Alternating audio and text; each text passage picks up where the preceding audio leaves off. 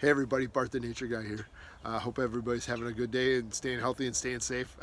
It is November and it's getting brisk and kind of chilly outside, and so this time of the year I typically kind of talk about like maybe things to think about it to have in your car during the winter time.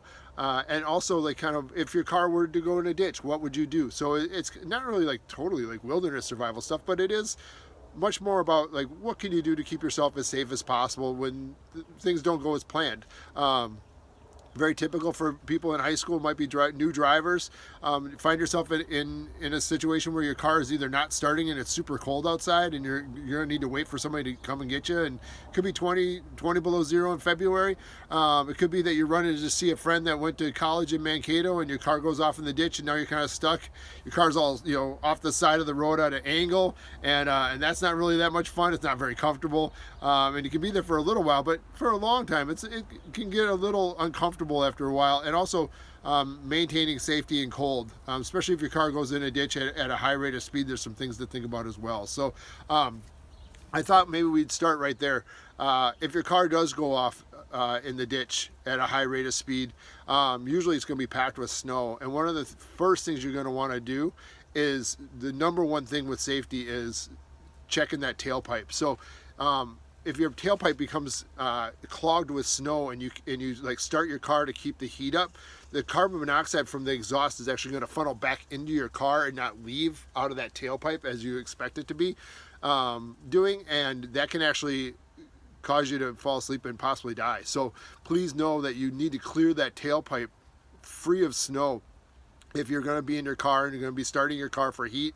The other thing is not to start it constantly. You'll want to maintain some level of minimal gas consumption if you're going to be there for a long time. So it is kind of getting your car warmed up, heating up kind of as hot as you can get it, as fast as you can, then shutting that car down and trying to maintain that heat in your car as long as possible. Cars do not, if you've ever been, like we all know this as we're kind of getting into the cold weather, like cars get cold pretty fast. Even like a run into a Target or a convenience store, and you're in there for 20 or 30 minutes, you come back out, your car is really not that warm, and it happens pretty quick. So please know that there's some things you can do to kind of mitigate the loss of heat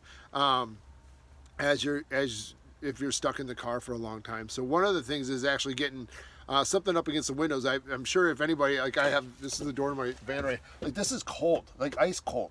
And so one of the things we're going to try and do is try to get some level of, if this is 20 below out here or 10 below or even 0, and in here you're trying to maintain heat, a lot of heat is going to get lost against this window. So you're going to want to try to get stuff up against these windows, just like a puffy jacket. Something thick like this has got a little bit of insulation in there, some distance and some thickness. So it could be like, if you have stuff in your car, even like a gym bag or anything like that, like getting blankets or even newspaper or anything up on the windows will help create a layer of space between that outside temperature and the inside temperature. So anything you can do to create separation there and create some space between outside and inside is going to be a bonus for you for maintaining heat. So like I said, anything, and also even like closing down like the back seat. So let's say there's 2 people in a car, standard vehicle, sedan, you might even want to close down right behind you if you're able to get something up across the back. So you're actually keeping everything a little bit tighter. You're letting your body heat up that much smaller space than the entire part of your vehicle. Most of you all have seen kind of the van I drive. I mean, that's a big vehicle. To try to keep all that heat in there like that it's not going to go well. I'm going to need to close off an area and kind of choose a spot to be. And if I can use blankets, and that's something to really think about having in your car. A couple of the things that you can have is a couple different blankets. I have kind of a standard, just almost like a picnic kind of, it's kind of thin cloth material, but that could definitely block off an area in a vehicle, or more like an emergency vehicle, emergency style. It's got kind of a waterproof back, and kind of a cloth front. This is a nice one for like going underneath the car, like if you're stuck. And we'll go over that in a second. What are some things to have with you just to help you get out of situations maybe? But this kind of situation, like this kind of blanket, is definitely designed for being what they call an emergency blanket. There's a lots of different style of emergency blankets. I think a lot of people have seen those like small little like foil blankets that really do keep your heat in, and those are definitely going to be a benefit as well. Another thing you can do with the blanket, if you do go off in the ditch, is hanging something, anything. It could be something bright, you know. I think bright is really nice, especially if you're working on a vehicle on the side of the road. I think if you can, you know, you saw that there was just a little tiny ball, but you know, having something bright to put on your body. If you're working on, let's say you have a flat tire, if you are stuck in the ditch and you're kind of using it maybe like a shovel or something to unbury yourself, having something bright, or if you are stuck in the vehicle, one of the things you can do, just as a heads up, is you can actually hang something on the outside of the vehicle like this and just put it inside the door and let it hang outside the vehicle. And that's kind of a general kind of rule for the road for first responders, so tow truck drivers, anybody that's doing plow trucks, you know, like highway patrol, police officers, fire. And let's say there's like a big storm, like a couple years ago there was a storm. There's like 400 cars in the ditch in southern Minnesota, and you're in small towns, there might be like 1 or 2 tow trucks. It's going to take a while to get people out.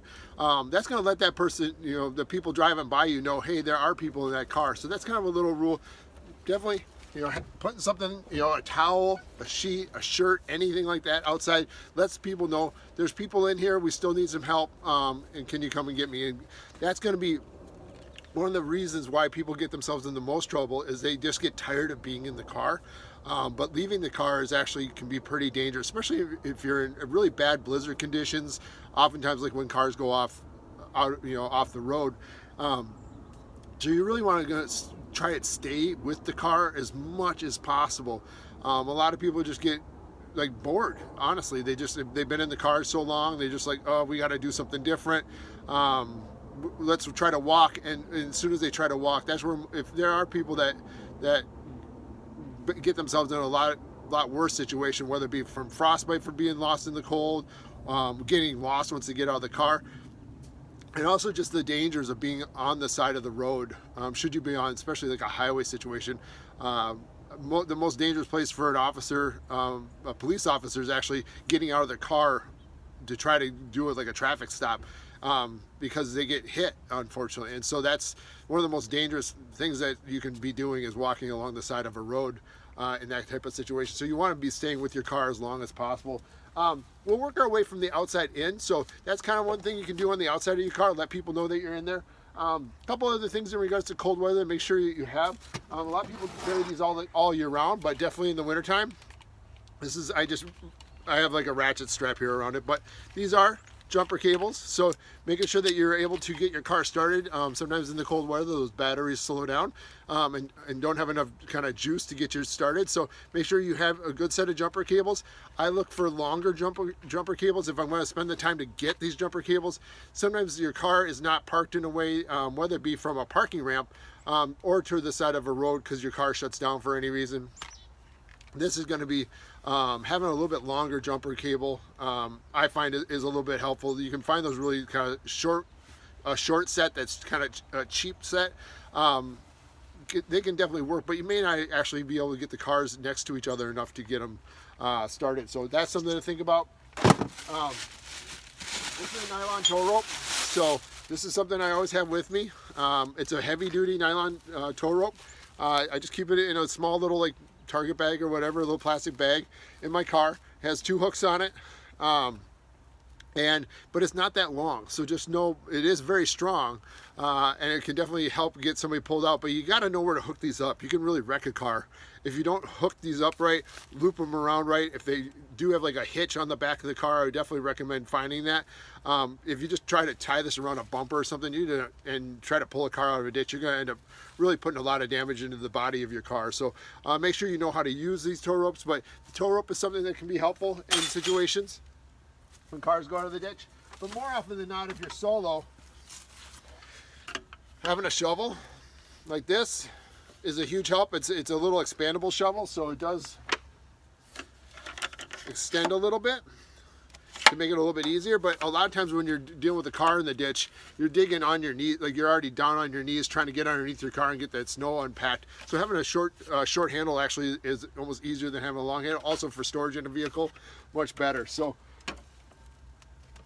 I don't know if anybody's familiar with these, but these are actually tracks that you put underneath your tires to get some little traction. So one for each tire, or you can go end to end if you need a little bit longer and one tire's spinning a lot. You can definitely put 2 of these in a row, but you can always just remember, roll the tire. If you can get it traction here, you can get it all the way to here, and then pull this thing out from behind, put it in front, and you can kind of just leapfrog your way out of that situation using these tracks. And just knowing if your car's front wheel drive, rear wheel drive, 4-wheel drive, all wheel drive, which are the ones that are going to work the best to get you out. And it might just be the situation of where the car is. These are things that I carry with me all the time. So I have a little bag that carries that shovel, carries these 2 things in there. It's got the tow rope in there. So it's got a variety of kind of outside the car things to think about in regards to getting a car out of a ditch and getting yourself back on the way. Again, making sure that you're safe, especially when you're on the side of a road. If there's any other traffic there, really be careful. You can be in a really bad spot when you have really depending on other people in bad weather seeing you. I would definitely try to hold off on that as much as possible. But if it is safe, not a lot of traffic, you feel like you can do that, getting yourself underneath that car to use that shovel to kind of clear a way for your tires to get out. And then if they are slipping, again, some sort of tracks. Other people will bring like kitty litter, sand, other things like that. I tend to find with those things that as soon as like you lay some kitty litter or anything down and there's snow there, it just disappears into the snow and it doesn't really help me out too much. If it's ice, pure like glare ice, the sand and the grit will definitely help. But in snow, I like to look for something a little bit thicker. So now I'm kind of moving into the safety of it being inside. So number 1, again, blankets, making sure that we're safe there.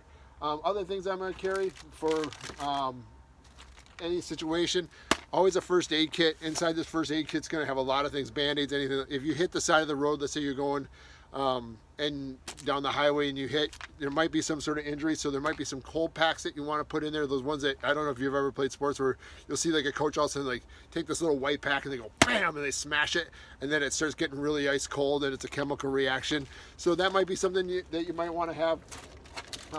As far as these, making sure you have some hand warmers as well. In these situations, you can see these 2 boxes right here that I have. I'm going to angle this down a little bit more under this table, but I carry these boxes all the time in my vehicle all year round. So this is not something that's specific to winter for me. The only thing that's specific to winter is the kind of the snow shovel and those tracks. Everything else is kind of with me all the time, but I also have a bigger vehicle and it's easy for me to carry things. So another thing I have is access to the outside. So this is one of those little hand crank. It has a radio on there, also has tunes, so you can, again, for being bored, gives you something to do. It also has, like I said, that emergency flashing light right there. So if you did all of a sudden, let's say, see a highway patrol coming by, or maybe one of those big plows, you can definitely do that out your window and let them know there's somebody in there and you do need help. It's not an abandoned car, so that's something to think about. Also having a set of tools for any sort of repairs that you might need to do. And if you have like your car's broken down, I always have a set of tools. I always have a little duct tape as well. Always nice to have a couple of those kind of just car related things. And it also goes with rope. And I always try to have some sort of rope with me as well. So for whatever reason, it just helps me to feel like I have everything that I need in those situations. Now, a couple other safety things. Having a headlight is always nice. You don't want to always use your car battery. Also a glow stick, just if you're going to be in there for hours at a time. This can kind of give you some residual light to get through the situations. And then also a safety whistle. Should somebody be yelling and be like, is anybody in there? You can definitely let them know that you're in there from a distance. So easy things to be heard and seen by others. So a couple other things. Hats and mittens, carrying extra stuff. So having one of those kind of old sets of mittens that you're not using much anymore, to put those in your car doesn't take a lot, can definitely help your hands in situations where it is going to be getting a little bit colder. You're trying to maximize the amount of time you can spend in that car. Also having some sort of neck gaiter. I use a lot of these, and I have them kind of here's the small set of mittens here. I have the ones that have the fingers cut off. It helps, like if I'm having to fix something or do something underneath the car sometimes. Having the rest of my fingers kind of covered while my fingertips are open is just something I have as an extra piece. Also, scarves. So being able to wrap up with a scarf of some sort can definitely help. It also can, you can tie this. You can use it a lot of different ways. So, and it's hollow, so it can actually be used if you had to, some sort of long hat deal here. So, and you can put your hands in it. So it can also, like this on both sides. And this is all wool, so you can actually put your arms in it like this and hold it together too. So I really do like these. I actually cut them a lot into small sections and can put like one on my head, one around my face, so more like a neck gaiter style. So I use those a lot, and they're really cheap, but they're really good wool, and they're military surplus, so they're used by people in the military, so you know their quality is going to be pretty high. So the other thing is going to be food. You want to keep your calories up, and also it just helps keep our heads in the right place, knowing that we have food and water. So having a couple water, oftentimes in cars, in survival situations, actually freezes, and it's not always the most helpful, and it takes a lot of energy to kind of get that melted down. But having a water bottle or two in the car will be a benefit. Also having some calories, so whether it be from just kind of candy bars or and snack bars, anything like that, that's going to kind of keep meat sticks, anything like that, is going to be able to be in your car for a long period of time, but also provide you some calories is going to be nice. So also a candle. I mean, candles will burn you, right? So having a little candle like this, even just like a little tea light candle, can definitely put a lot of heat into the vehicle. It does not take a lot of heat to, a candle can heat up a space pretty fast. So just know having a couple little candles around can be nice. You just don't want to you want to make sure you're paying attention to these, in case like something with a flame were to slip off. Like let's say you put it on top of your dash in a cold weather situation. If that slips off and falls, you have a flame now inside the car. So you want to be safe with these, but they definitely can help out in regards to bringing the heat up in a car, especially if you're trying to minimize your gas usage again, and you're only turning your car on intermittently. And to kind of avoid using too much gas and just having your car on all the time. This is a nice way to kind of put that into rotation, as far as like maybe you have your car started, keep that heat up. This is something that you light in between that. So having a couple candles is nice. The other thing is also boredom. So again, a lot of people leave in situations their car because they just have been there so long. They've been sitting in their car for 4 to 6 hours. They're just like, I can't do this anymore. So having little things in your car, like little frisbee, just make up a game inside the car. Cards, having a deck of cards around, having a book around, always really nice just to read. There's definitely stories of people getting stuck in cars for a long time, and they'll rip the pages off and actually separate the book, and everybody will take a different section just to kind of keep things moving. Also having a book, like something to draw with, especially if you have I have 3 kids, being able to take a couple of these out and everybody have a pen and paper and just kind of being able to write and kind of cover, just killing time. Again, most of the situations that people are finding themselves in are just moments of really inconvenience, and you're trying to minimize your exposure to the cold, to minimize any possibility of frostbite or anything. The chances of being in a situation in Minnesota where you don't have self-coverage, you don't have any of this, and you're stuck for days in a car is pretty minimal. The chances are it's going to be more of that long period of like 1 to 6 hours due to some sort of level of storm, or the time that you're out there. If it's late in the evening where you don't get a lot of help from tow trucks and that sort of thing, that's where you're just trying to mitigate any of the exposure to the cold. So again, making sure you have kind of a couple different, like what I call cold weather packs. And the only other thing in regards to vehicles is if you're getting on the ice, is having, we'll go over that in a couple weeks, but having some things to make sure that you know how to be safe in your vehicle on the ice. And we'll go over that in a couple weeks. So there we go. So we have kind of keeping attuned to what's going on. We have first aid. We have making sure you keep your car started.